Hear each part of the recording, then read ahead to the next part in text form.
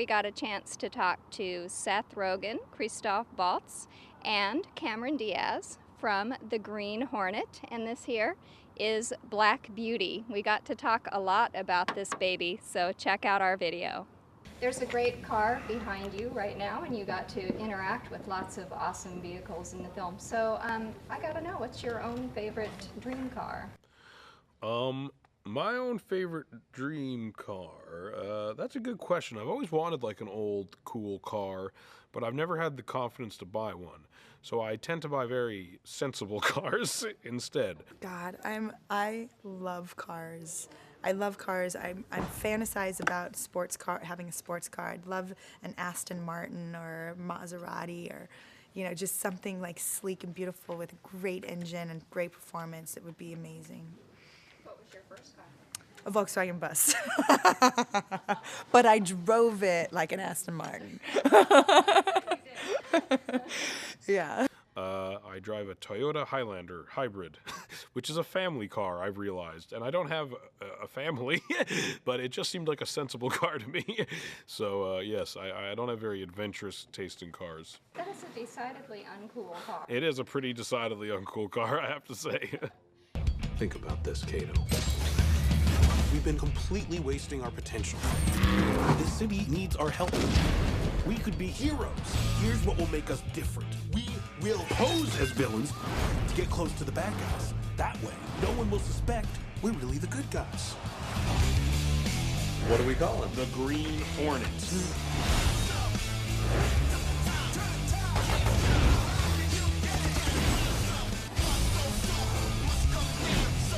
Let's roll, Kato.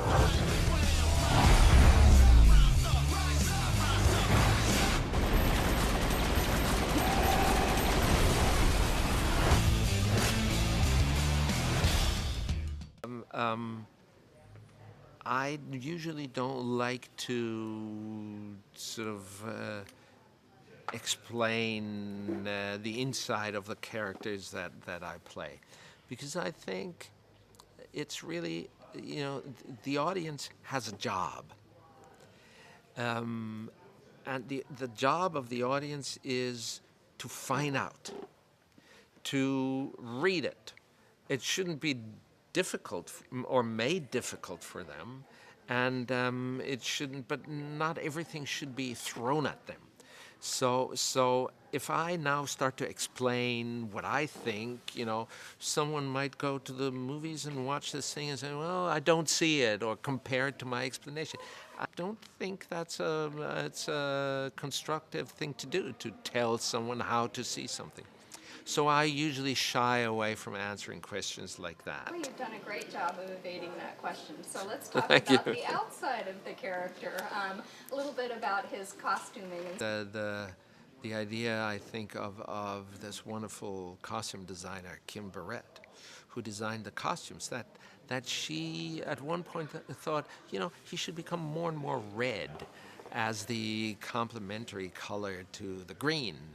And that was a beautiful externalization of the inner conflict, really, you know, to have increasingly red creep up in this person's attire. Speaking of clothing, now you're the only character that really doesn't get to don a cool costume in this movie. I know, I'm not costumed. I just have, I like my wardrobe in it. I think she has some cool, you know, like slick little dresses, but yeah, she doesn't get to participate in the superhero part of it all.